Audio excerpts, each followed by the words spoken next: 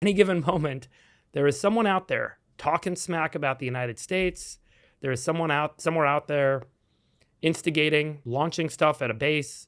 There's always some instigation. The choice of, do we make a decision now to let Saddam Hussein continue to be the leader of Iraq, or do we make the choice to go in and spend $1 trillion to remove him from his position and go get access to those oil fields and then put US companies in charge of those oil fields and then tax those companies to generate revenue, becomes a more interesting choice, a more obvious choice. And I'm not saying that there's a conspiracy theory and why we went to, I think America wanted to do something bad coming out of 9/11. We wanted to do something not bad. We wanted to do something aggressive to respond to 9/11.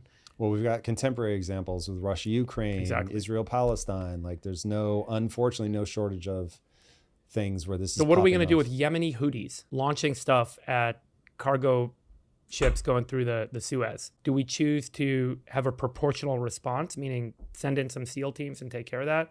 Or do we move all of our military to that region and start to instigate and support the Israeli conflict in Gaza and then start to fuel Iran's interest in getting involved and eventually force an alliance between Russia and Iran and China, which creates a really nasty circumstance, but allows us to then move our military machinery and our economic forces into that circumstance?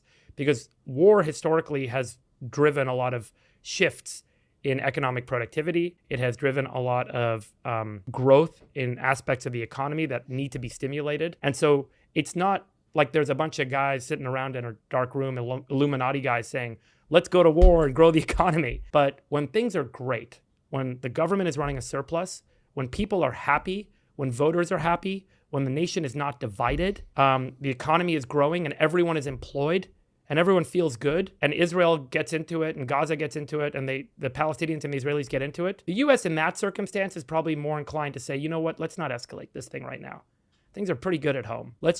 Can you guys just resolve your differences? Same with Russia, Ukraine. Can you guys please just not escalate? We're not going to give you a lot of weapons, Ukraine. Go negotiate a settlement. Go figure out how to resolve this thing. We rationalize it now as in pursuit of liberty, in pursuit of democracy. There's always a way for either side to rationalize the decision. But I'm just saying, generally speaking, if people are happy at home, they're not looking for conflict abroad.